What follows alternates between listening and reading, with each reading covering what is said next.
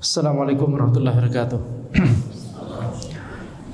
Innal hamdalillah nahmaduhu wa nasta'inuhu wa nastaghfiruh wa na'udzu billahi min shururi anfusina wa min sayyiati a'malina may yahdihillahu fala mudilla lahu wa may yudlil fala hadiya lahu wa asyhadu an la ilaha illallah wahdahu la syarika lahu wa asyhadu anna Muhammadan abduhu wa rasuluh. Allahumma shalli wa sallim ala sayidina Muhammad wa ala alihi wa sahbihi ajma'in. Amma ba'd. Di pertemuan sebelumnya kita telah membahas sebuah hadis di dalam kitab Riyadhus Shalihin ini, yaitu hadis dari Abu Ishaq Sa'ad bin Abi Waqqas, Malik bin Uhaib bin Abdi Manaf bin Zahrah bin Kilab bin Murrah bin Ka'ab bin Lu'ay Al-Qurashi Az-Zuhri radhiyallahu anhu, ahadil asyarah al-masyhudi lahum bil jannah, salah satu dari 10 sahabat yang dijanjikan surga. Qala, beliau berkata, ja'ani Rasulullah sallallahu alaihi wasallam ya'uduni am hajjatil wada' min waja'in ishtadda bi. Rasulullah sallallahu alaihi wasallam mendatangiku, menjengukku pada tahun Hajjatul Wada' karena sakit yang aku derita. Jadi ini adalah ketika peristiwanya, kejadiannya adalah ketika Hajjatul Wada'. Nabi Muhammad SAW dan para sahabat itu di Makkah. Setelah sebelumnya mereka hijrah dari Makkah ke Madinah. Karena Hajjatul Wada', ya, Hajjatul Wada' itu setelah Fathu Makkah. Dan Fathu Makkah tentunya setelah hijrahnya Nabi Muhammad SAW dari Makkah ke Madinah. Faqultu ya Rasulullah, inni qad balagha bi minal waja' ma tara. Wahai Rasulullah, sesungguhnya aku telah menderita sakit ini sampai pada taraf yang engkau bisa melihat sendiri, ya, ini sakit parah. Wa ana dzu malin wa la yarithuni illa ibnatun li. Sementara aku adalah orang yang memiliki harta dan tidak ada yang mewarisi dariku kecuali satu anak perempuanku. Jadi pada saat itu Sa'ad bin Abi Waqqas radhiyallahu anhu baru memiliki satu anak, yaitu anak perempuan beliau. Afa atasaddaqu bi thulutsai mali, apakah aku sedekahkan dengan 2/3 hartaku? Qala la, Nabi Muhammad sallallahu alaihi wasallam bersabda jangan. Qultu fasyatr ya Rasulullah, bagaimana dengan setengah wahai Rasulullah? Setengah harta diwasiatkan, disedekahkan. Qala la, Nabi Muhammad sallallahu alaihi wasallam kembali bersabda jangan. Qultu fathulutsu ya Rasulullah, bagaimana kalau 1/3 wahai Rasulullah? Kemudian Nabi Muhammad SAW bersabda, ats-tsulus wa-tsulusu katsir. 1/3 dan 1/3 itu banyak. Jadi ini adalah, yakni bolehnya berwasiat dengan 1/3 harta kita untuk sedekah atau untuk, ya, orang-orang yang itu bukan ahli waris kita. Jadi sisanya baru kemudian menjadi yakni diperhitungkan untuk ahli waris, diperhitungkan kadarnya untuk masing-masing ahli waris. Jadi Nabi Muhammad SAW melarang untuk berwasiat lebih dari 1/3. Ini sudah kita bahas di pertemuan sebelumnya, ya. Ini hikmahnya adalah karena harta tersebut ketika kita sudah meninggal dunia itu bukan harta kita lagi, itu harta dari ahli waris kita, keluarga kita. Wa thulutsu katsir au kabir, 1/3 itu banyak atau besar. Innaka antazara warathataka aghniya khairun min antazarhum alatan yatakaffafunan nas. Ini sebuah kaidah penting yang banyak digunakan oleh para ulama dalam berbagai bab, dalam beberapa bab. Sesungguhnya engkau meninggalkan ahli warismu dalam kondisi kaya itu lebih baik daripada engkau meninggalkan mereka dalam kondisi, ya, miskin, membutuhkan manusia. Itu mengapa kemudian para ulama beristimbat dari perkataan Nabi Muhammad SAW ini, bahwa ketika kita mau sedekah, maka sedekah yang paling utama itu adalah kepada kerabat kita. Kalau kita mau bayar zakat, maka zakat yang paling utama adalah kepada kerabat kita yang kita tidak menafkahi kerabat kita tersebut. Kalau nafkahnya adalah tanggung jawab kita, maka tidak boleh kalau itu zakat. Ya, kenapa demikian? Karena itu seolah-olah meninggalkan, antara meninggalkan kewajiban zakat atau meninggalkan kewajiban untuk memberi nafkah kepada orang tersebut. Ya, jadi kalau misalkan dipilih, ada pilihan apakah ini zakat ini atau sedekah ini kepada orang ya atau kepada kerabat sendiri, maka yang lebih utama adalah kepada kerabat sendiri. Kalau memang kerabat tersebut membutuhkan atau memang termasuk ahli yakni mustahik zakat, ya orang yang berhak menerima zakat. Selama kerabat tersebut bukan orang yang kita nafkahi sehari-harinya. Baik. Wa innaka lan tunfiqa nafaqatan tabtaghi biha wajha Allah illa ujirta 'alaiha hatta ma taj'alu fi imra'atik. Kemudian Nabi Muhammad sallallahu alaihi wasallam bersabda dengan sebuah kalimat yang juga merupakan sebuah dhabit, sebuah kaidah ya. Sesungguhnya engkau tidak akan menafkahkan sebuah harta dengan niat mengharapkan wajah Allah kecuali engkau pasti diberikan pahala atasnya. Sampai-sampai sesuatu yang engkau suapkan ke mulut istrimu. Jadi kalau itu diniatkan untuk mengharapkan wajah Allah, memberi nafkah kepada istri kita, anak kita, keluarga kita, ketika itu diniatkan untuk mengharapkan wajah Allah, bukan hanya sekedar ini kebiasaan masyarakat adalah yang namanya suami beri harta, ngasih nafkah ke istri dan keluarganya, ke anak-anaknya. Kalau cuma sekedar itulah urf masyarakat, maka ini tidak dapat pahala. Tapi kalau dia menghadirkan niat ini dalam rangka mengharapkan wajah Allah, ini karena ya merupakan tanggung jawab yang Allah bebankan kepada seorang kepala keluarga. Di antara tanggung jawabnya adalah menjaga keluarga kita dari api neraka, ya. Ku anfusakum wa ahlikum naro, jagalah diri kalian dan keluarga kalian dari api neraka. Di antara tanggung jawab yang lain juga adalah beri nafkah. Maka ketika diniatkan seperti itu, maka itu akan mendapatkan pahala. Qala faqultu ya Rasulullah, ukhallafu ba'da ashabi. Kemudian kita masuk pembahasan hadis ini, ya, bagian setengah kedua dari hadis ini yang belum dibahas di pertemuan sebelumnya. Sa'ad bin Abi Waqqas radhiyallahu anhu kemudian bertanya kepada Rasulullah sallallahu alaihi wasallam, "Wahai Rasulullah, apakah aku ditinggalkan setelah para sahabatku?" Ini pertanyaan maksudnya apa? Apakah aku ditinggalkan setelah para sahabatku? Maka konteks dari pertanyaan ini kita ingat tadi bahwa ini kejadiannya ketika Hajjatul Wada'. Para sahabat bersama dengan Nabi Muhammad SAW, mereka itu melaksanakan ibadah haji, tentunya dari Madinah berangkat menuju Makkah. Dan ketika Hajjatul Wada' tersebut, Sa'ad bin Abi Waqqas itu sakit di Makkah. Dan para sahabat pada saat itu, kita ingat mereka adalah orang-orang yang meninggalkan negeri Makkah tersebut dalam rangka berhijrah untuk Allah dan Rasulnya SAW. Mereka meninggalkan kota atau negeri yaitu Makkah, meninggalkan kota Makkah dalam rangka untuk Allah dan Rasulnya SAW, mencari keridhaan Allah dan Rasulnya SAW. Meninggalkan negeri kekufuran, pada saat itu masih dipenuhi kekufuran, menuju negeri yang dipenuhi dengan keimanan yaitu Al-Madinah. Sehingga para sahabat itu tidak suka untuk kembali lagi ke Makkah, yakni maksudnya kembali bermukim lagi di Makkah. Mereka tidak ingin sesuatu yang mereka tinggalkan karena Allah dan Rasulnya SAW kemudian mereka balik lagi. Padahal secara yakni halal haram ya boleh-boleh saja karena Makkah sudah menjadi negeri Muslim setelah Fathu Makkah. Ya, syiar Islam telah ditegakkan kembali, telah bisa ditegakkan.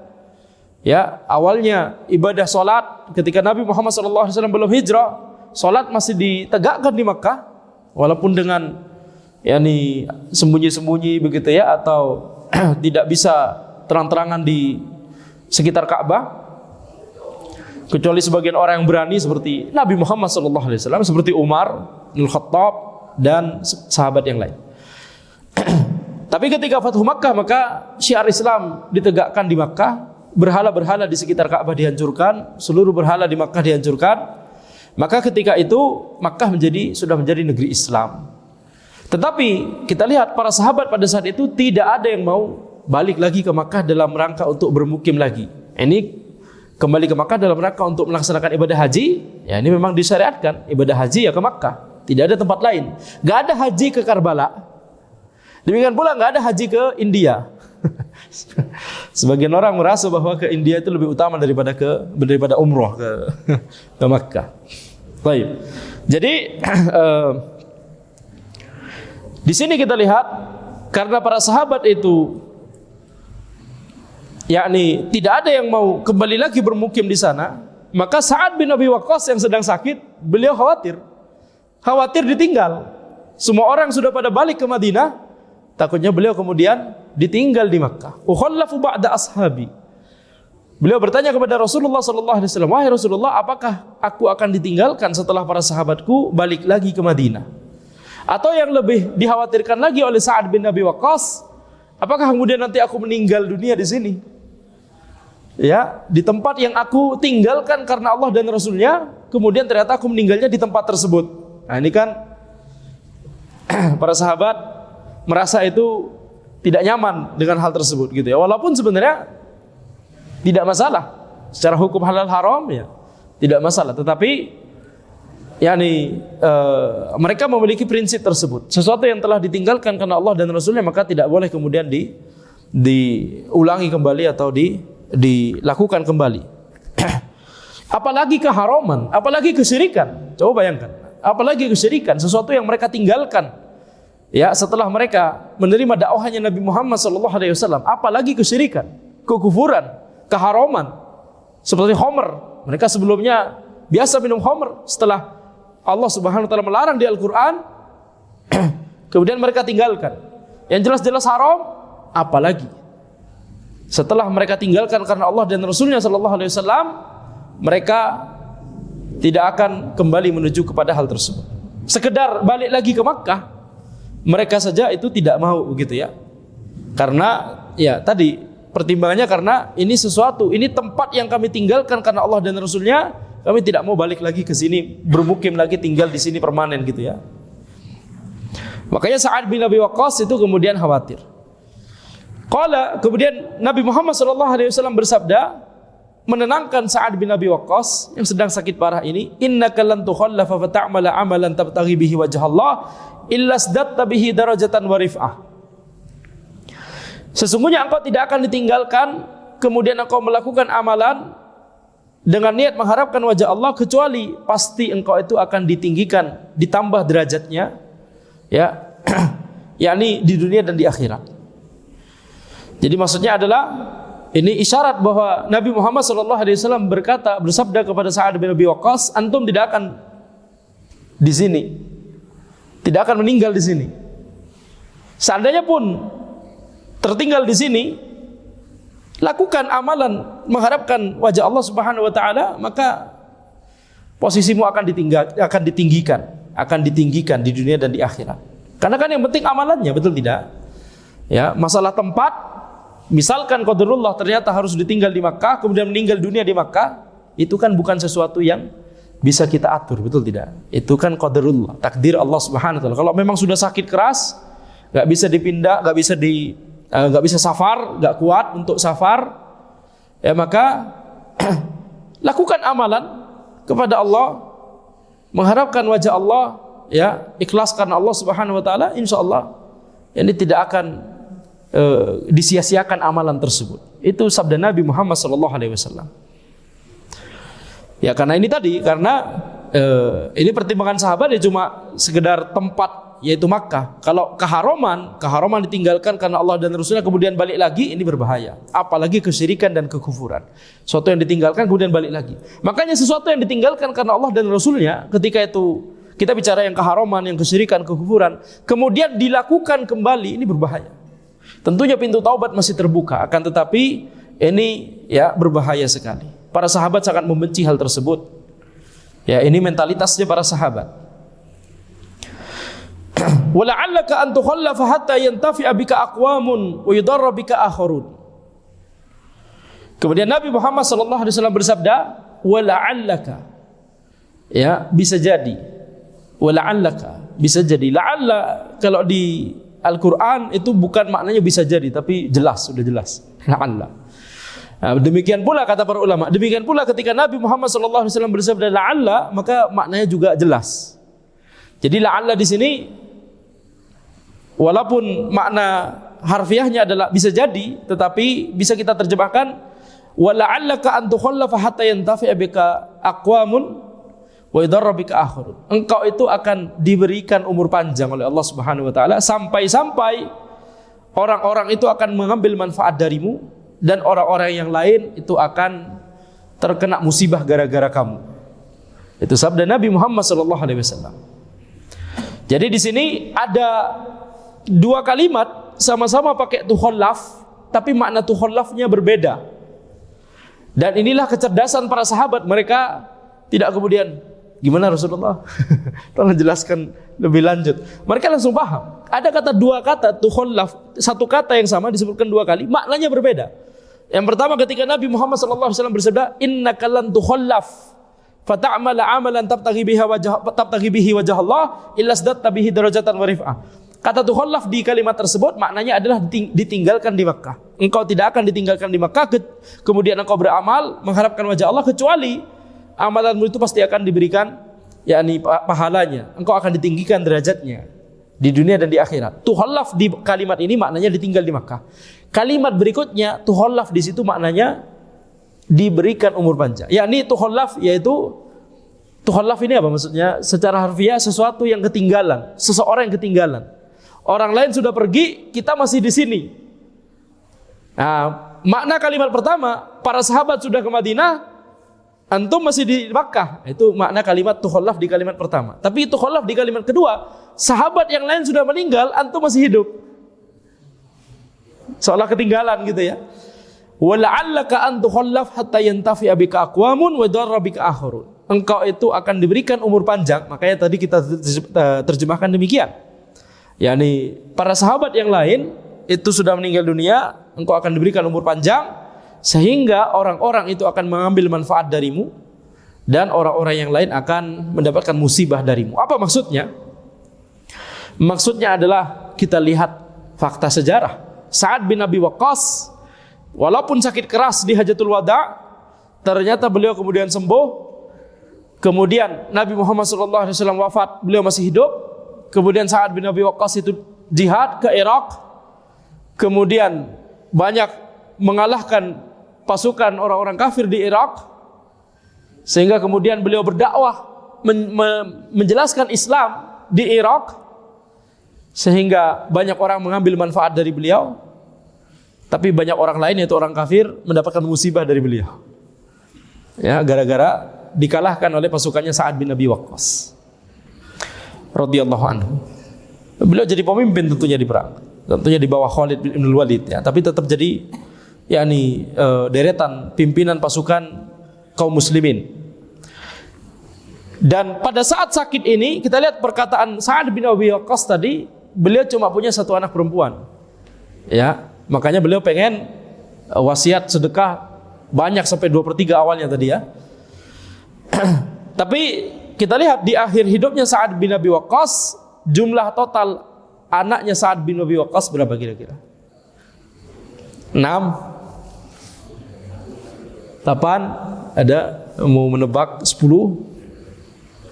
Gak ada yang mau menebak. 29, 17 laki-laki, 12 perempuan. Jangan tanya anak dari istri dari berapa istri, ya.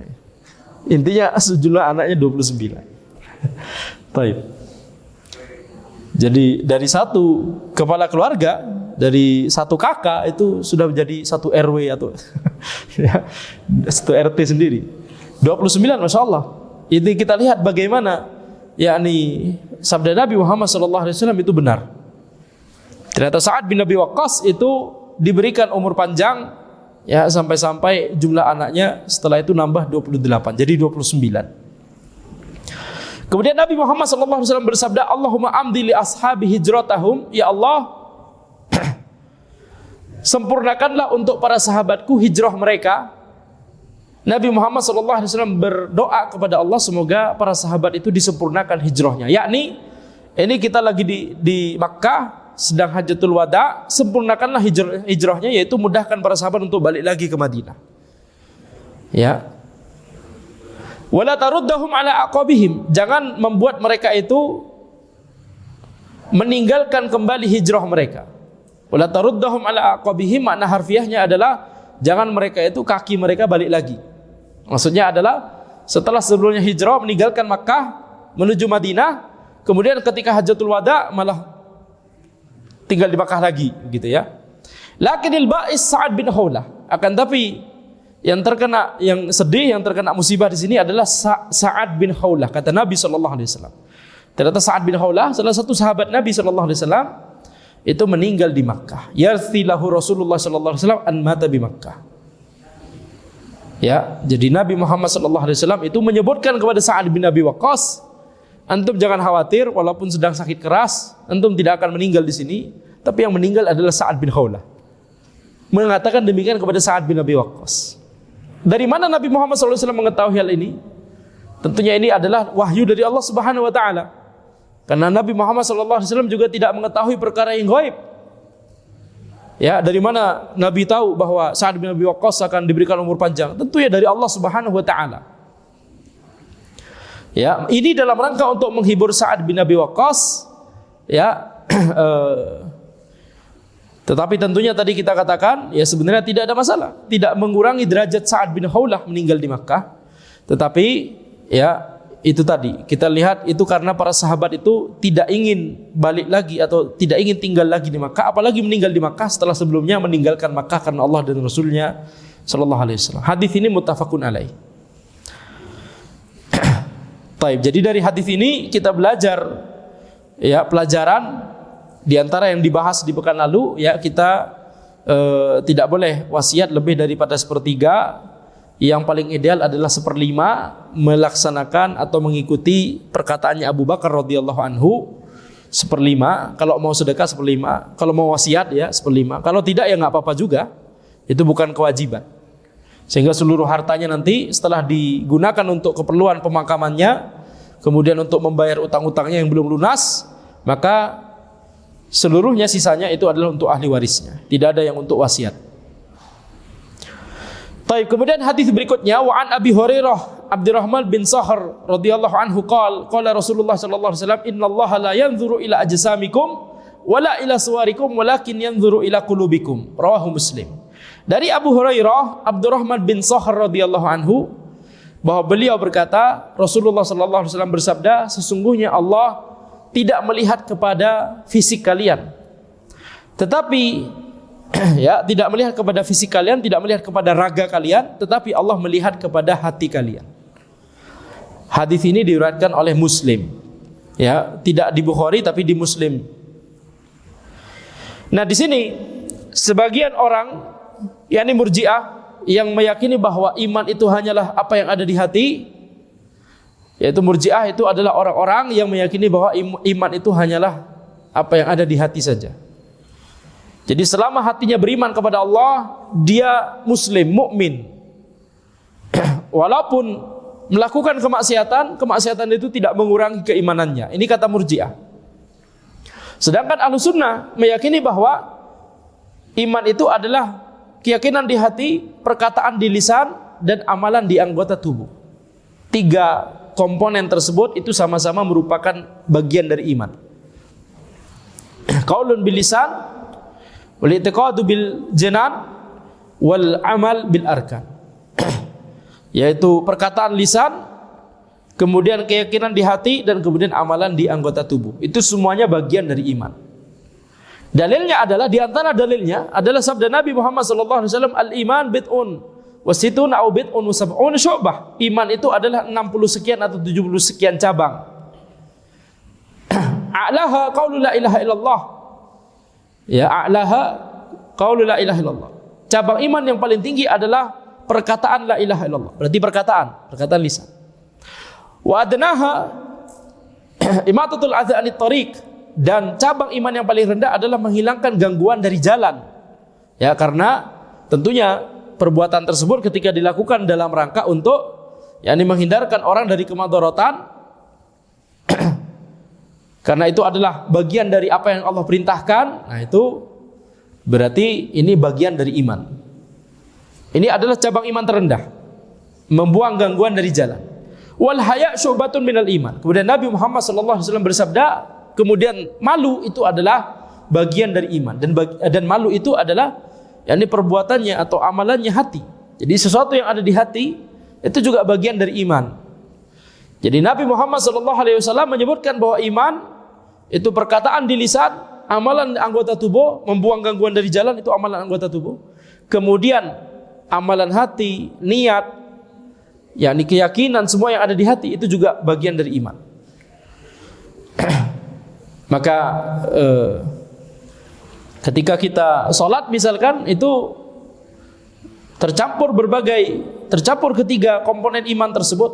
Ada niat di hati, kita sholat dalam rangka untuk yakni melaksanakan perintah Allah Subhanahu wa taala. Kemudian kita sholat dalam rangka untuk mengharapkan pahala dari Allah, itu niat. Kita sholat karena cinta kepada Allah, kita sholat karena takut azab dari Allah Subhanahu wa taala kalau tidak sholat. Ya, ini adalah iman dan itu adalah amalannya hati. Iman yang merupakan komponen iman yang merupakan amalannya hati. Kemudian ada juga perkataan lisan, iman yang merupakan komponen iman yang merupakan perkataan lisan, yaitu ketika kita mengucapkan takbiratul ihram, mengucapkan takbir intiqal, takbir perpindahan dari satu gerakan ke gerakan berikutnya, mengucapkan tasmi' sami Allahu liman hamidah, mengucapkan tentunya sebelumnya yang paling utama, rukun perkataan paling utama, membaca surah Al-Fatihah. Ya, kemudian yang sunnah surat pendek, kemudian yang wajib misalkan subhana rabbil azim, subhana rabbil a'la, ya rabbana walakal hamd, dan seterusnya. Itu perkataan yang diucapkan di ketika salat, ya, tasyahud awal, tasyahud akhir. Itu adalah iman, komponen iman yang merupakan perkataan lisan. Kemudian ada gerakan-gerakan salat, ada berdiri, ada ruku, ada i'tidal, ada sujud, ada duduk tasyahud awal, duduk tasyahud akhir, dan seterusnya. Duduk di antara dua sujud juga. Itu adalah komponen iman yang merupakan perbuatan anggota tubuh. Jadi dalam salat ada seluruh ketiga komponen iman tersebut. Ketika menuntut ilmu syar'i, ya, ketika menuntut ilmu syar'i juga itu ada ketiganya. Ya, ada ketiganya. Yaitu ketika kita yakni meniatkan, ketika meniatkan pergi ke majelis ilmu syar'i tersebut, maka itu adalah bagian dari amalan hati. Ketika kita mendapatkan tambahan keimanan, tambahan keyakinan kepada Allah dan Rasulnya, tambahan kecintaan kepada Allah dan Rasulnya Sallallahu Alaihi Wasallam, tambahan tawakal kepada Allah Subhanahu Wa Taala. Kalau tawakal hanya kepada Allah, ya. Kalau kecintaan kepada Allah dan Rasulnya Sallallahu Alaihi Wasallam. Kalau tawakal hanya kepada Allah Subhanahu Wa Taala, maka itu juga komponen iman yang merupakan amalan hati. Kemudian juga ada perbuatan anggota tubuh. Ada perbuatan anggota tubuh seperti yakni kita hadir ke majelis, kemudian mencatat, ya. Makanya kita harus syukuri ini teknologi penerangan, teknologi lampu. Itu zaman dahulu, generasi terdahulu itu bakal iri bakal ghibtah kepada generasi belakangan. Mereka susah untuk menuntut ilmu syar'i ba'da maghrib atau ba'da isya atau malam hari, tengah malam. Mereka susah untuk menuntut ilmu syar'i, harus pakai lampu minyak gitu, ya. Itu mahal sekali di zaman dahulu. Di zaman sekarang kita lihat penerangan kita ba'da maghrib sudah seperti siang hari. Masya Allah, betul tidak? Makanya jangan biasakan pergi ke kajian yang lampunya digelapin. Ya, jadi itu yakni kita harus mensyukuri nikmat lampu, betul tidak? Nah, jadi di sini kita lihat, kemudian juga ada perkataan lisan ketika kita menimba ilmu syar'i, ya, yaitu murajaah.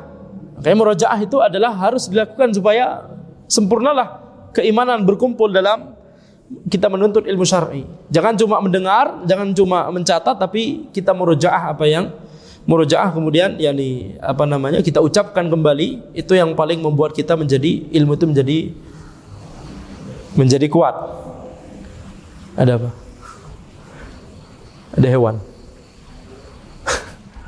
Baik, duduk. Labas. Nah, sekarang balik lagi ke pembahasan kita. Jadi di sini kita lihat Allah Subhanahu wa taala itu tidak melihat kepada fisik dan raga kalian, akan tapi melihat kepada hati kalian. Nah, orang-orang Murji'ah berdalil dengan hadis ini, itu kita lihat Nabi Muhammad sallallahu alaihi wasallam bersabda, Allah hanya melihat kepada hati.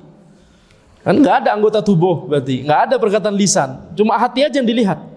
Ini kata orang sebagian Murji'ah yang yakni merasa mendapat angin segar dengan hadis ini. Hadis ini diriwayatkan Muslim. Mereka tidak sadar bahwa di Muslim, di Sahih Muslim juga ada riwayat lain selain hadis ini yang lebih lengkap, yang lebih sempurna lafadznya. Apa lafadznya? Walakin yanzuru ila qulubikum wa a'malikum.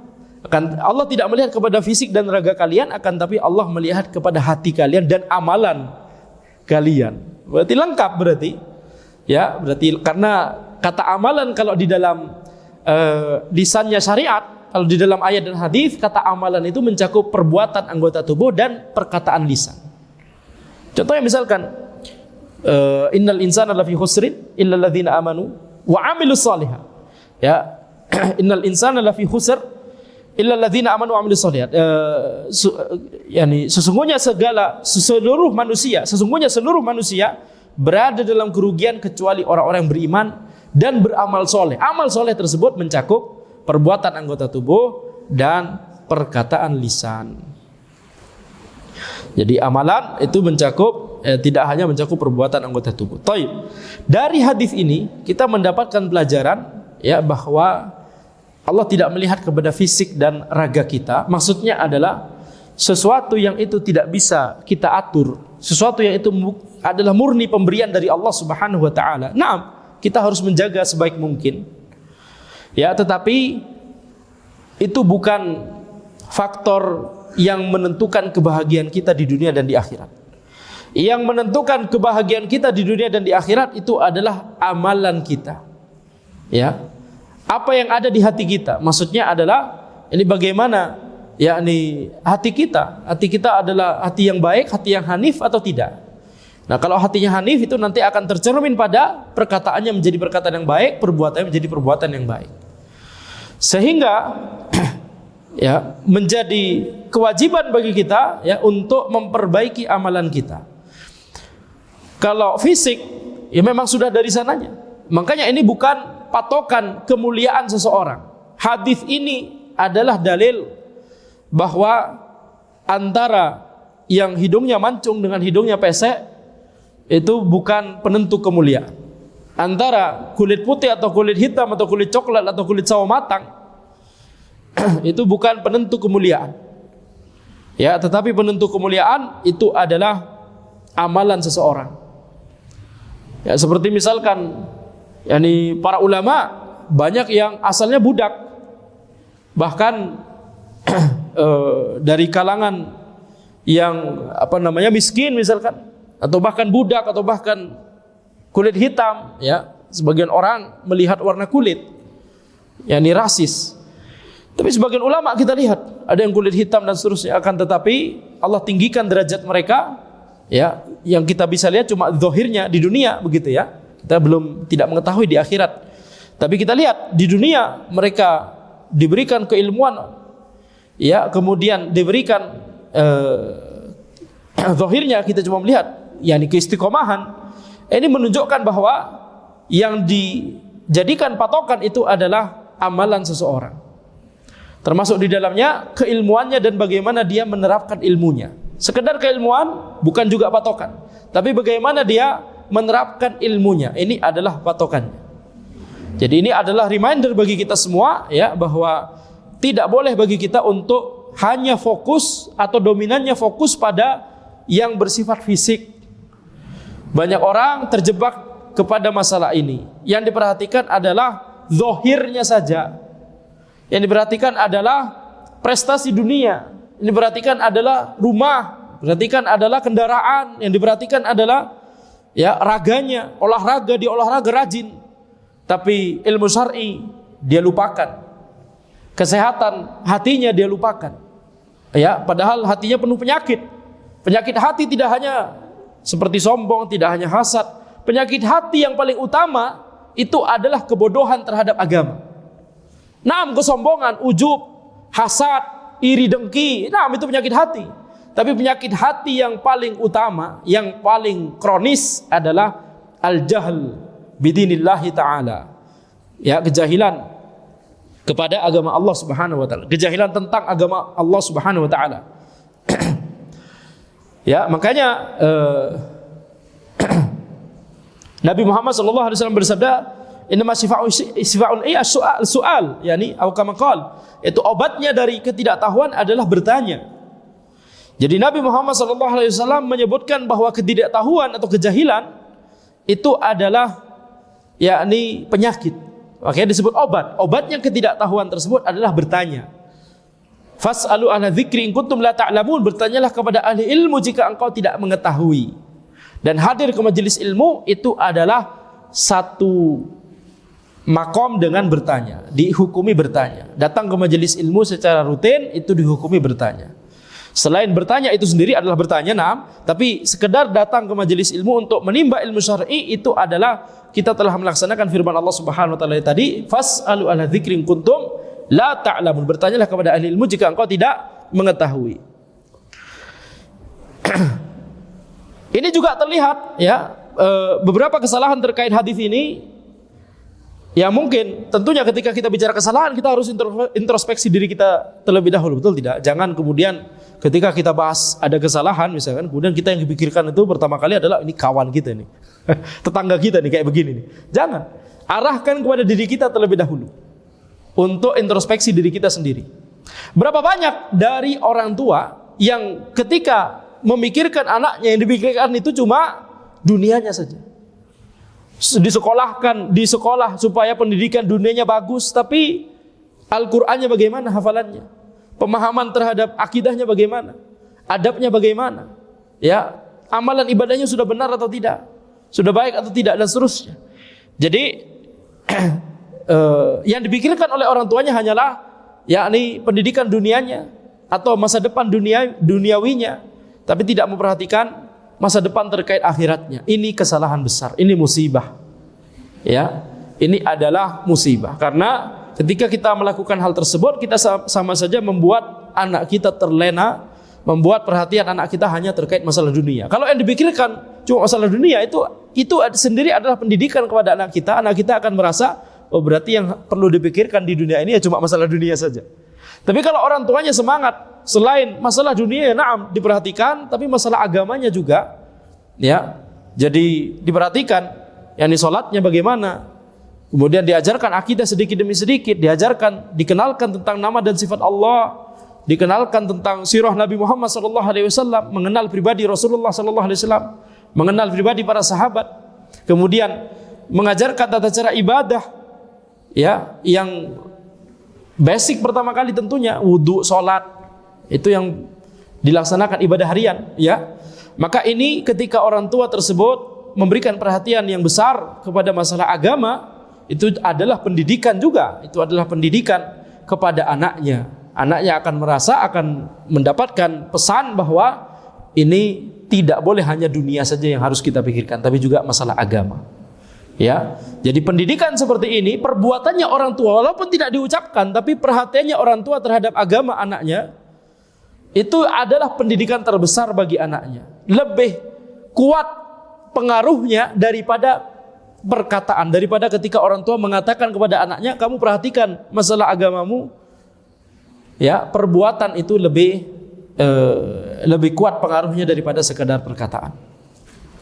Dan itu telah dijelaskan di hadis ini. Itu bagian dari pesan yang hendak mau disampaikan oleh Nabi Muhammad SAW. Innallaha la yanzuru ila ajsamikum wala ila suwarikum walakin yanzuru ila qulubikum. Sesungguhnya Allah tidak melihat kepada fisik dan raga kalian, tetapi Allah melihat kepada hati kalian. Kemudian di riwayat yang lain, wa a'malikum, dan Allah melihat kepada amalan kalian.